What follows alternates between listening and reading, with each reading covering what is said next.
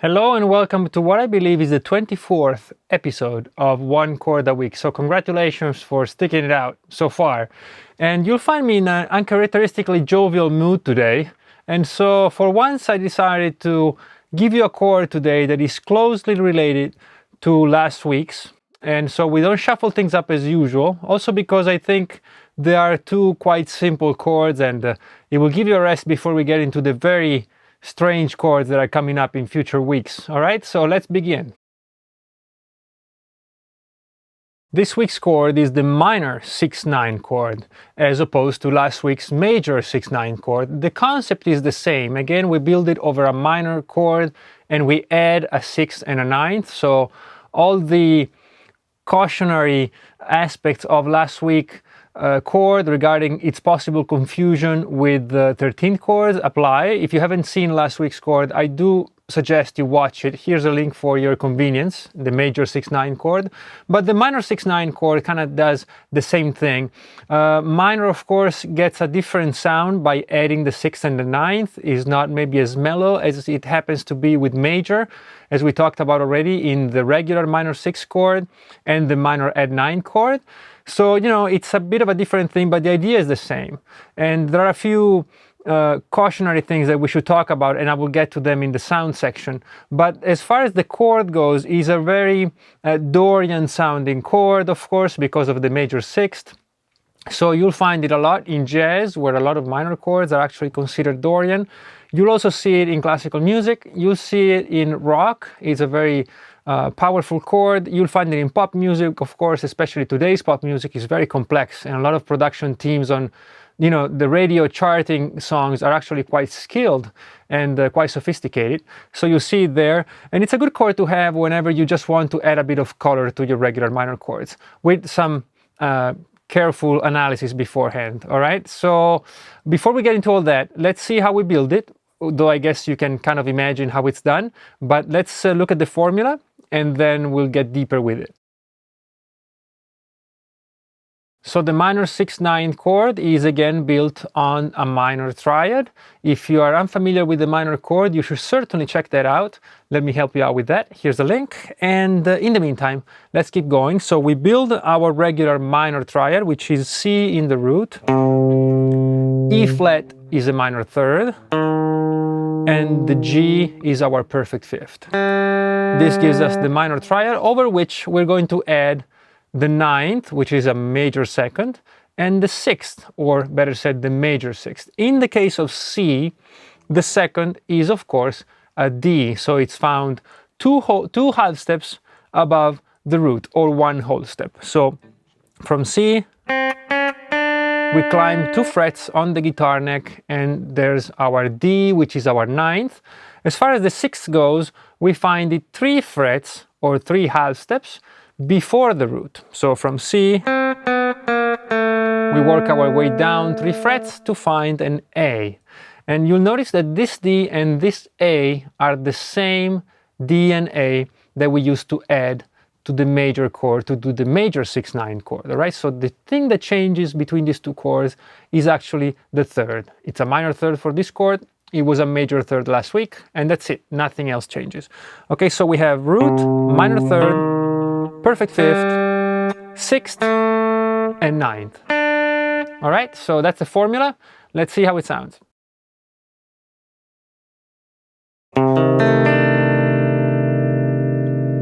All right, kind of mysterious, right? Very bright as well for a minor chord. And it's the sound of the minor 6-9 chord. So what to look for in this chord? First of all, the sound will come, of course, from the minor triad. That's the basis of the chord. And the major sixth. The major sixth, we looked at the minor 6 chord, makes the minor chord brighter. It gives that very bright major sounding major 6 interval. This kind of wakes up the chord a little bit from the, the minor sleepiness. The major 6 certainly adds something to it. And then we have the major second, which is D, that gives you this sound, the ninth, which is kind of a sweet sound we saw already in the sus2 chord. And then of course in the minor at 9 you can use it. So it's a mix of a bit of tension with the 6 and a bit of brightness, and mellowing it out a bit with the D. And also the D, the 9th, to me it also has this feel of uncertainty, but in a good way. It's kind of a sweet way of introducing some ambiguity in the chord, all right? And that of course is a personal opinion, and you should certainly explore it further yourself. But you see, this D to me adds a little bit of something that says, well, you don't really know exactly what's going to happen, but it's not probably going to be too bad, right? That's my interpretation of the D. As far as the use of this chord goes, last week we talked about the major 6/9 chord, and we said that you can use it anywhere you find a major chord in a diatonic key, right? So in C major you could use it for C, F, and G, which are the 3 major chords.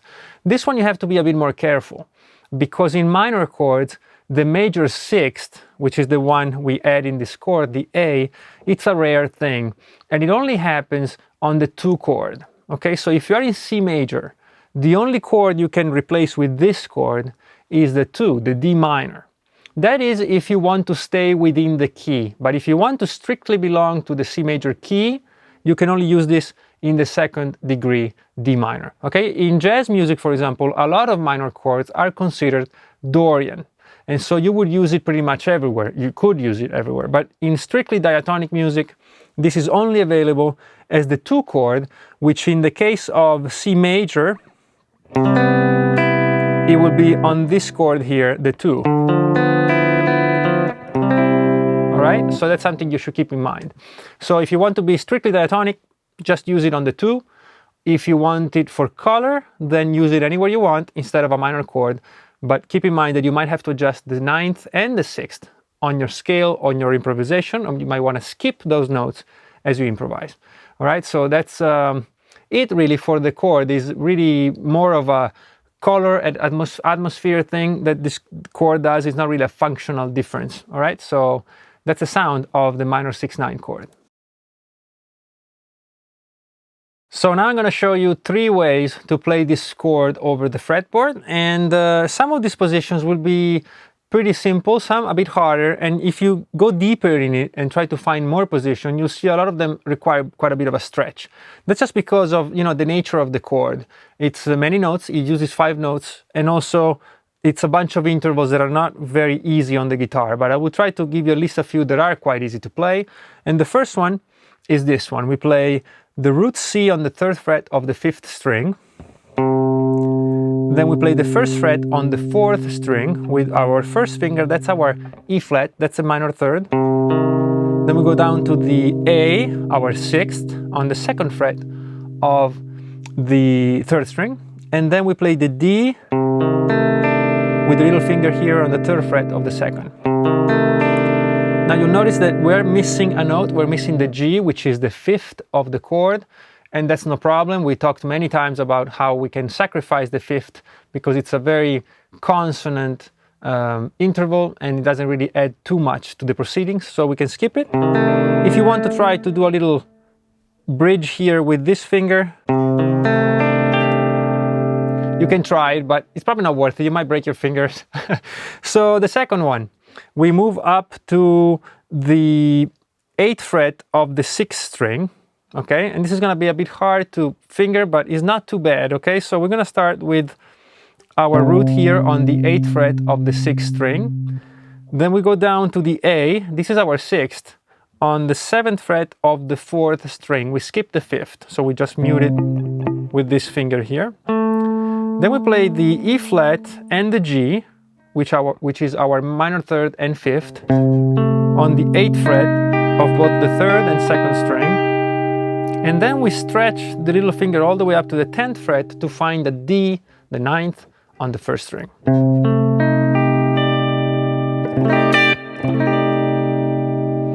And you get this beautiful sounding chord. So definitely check this one out. And finally, for the highest position, we're moving all the way up to the 12th fret of the 4th string. This is our 2nd finger. And then we play the A, which is our 6th. The C is our root. And the 11th is our minor third. So we have the ninth, the sixth, the root, and the third. Now this might sound a bit high to you, but you can of course always move them around. That's why I'm giving you, pretty much all the time I give you chords with no open strings, and if we do have open strings, they're pretty easy to move around anyway. You can compensate with an extra finger. All right, so these are my 3 positions. As always, look many more up and find your own opinion on each voicing. The wider the chord, the bigger the chord, the more difference you'll find between one voicing and another. So I suggest you explore further and maybe get a good chord book or anything like that, and start seeing if there's any more shapes you like, and then they all sound different, so try to form an opinion on each of them.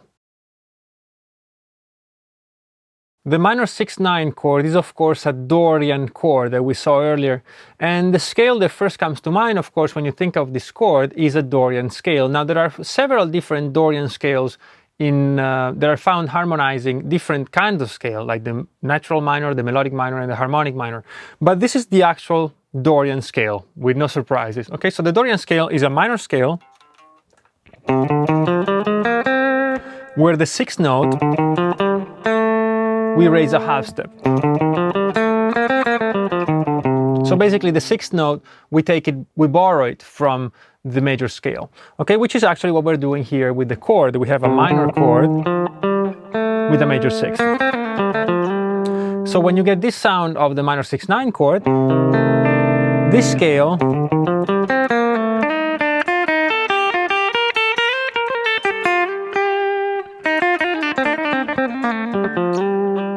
fits perfectly over it, because it basically is a scale version of the chord. The chord actually uses 5 of the 7 notes of the Dorian scale. So that's pretty obvious. And the other scale I would like to tell you about is the minor pentatonic scale, which you might think, well, I don't need you to tell me about that. But usually the minor pentatonic scale is looked at from the point of view of the minor scale. So if we are in D minor, then we'd use, in C minor, then we'd use the C minor pentatonic scale. But remember, this C minor or C minor 6/9 chord is actually the 2. So it's the 2nd chord, which will place this pentatonic in a strange place, because it will be the pentatonic minor, but built on the 2nd degree, on the Dorian degree of the scale. And so when you play this, and this on top of it,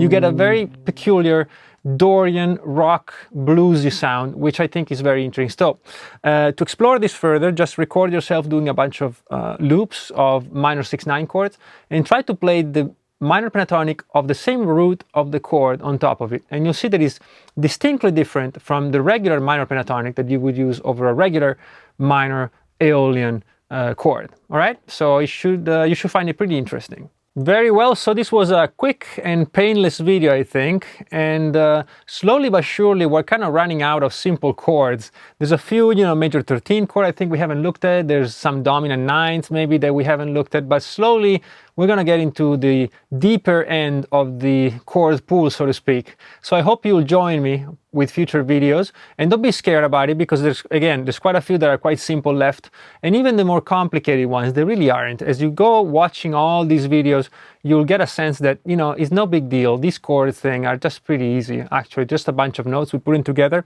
As long as we understand how they're built, then we have no problem at all in using them. All right, I will see you very soon for a new chord. Have a great week, practice a lot, play a lot of guitar, and make some great music. Bye bye.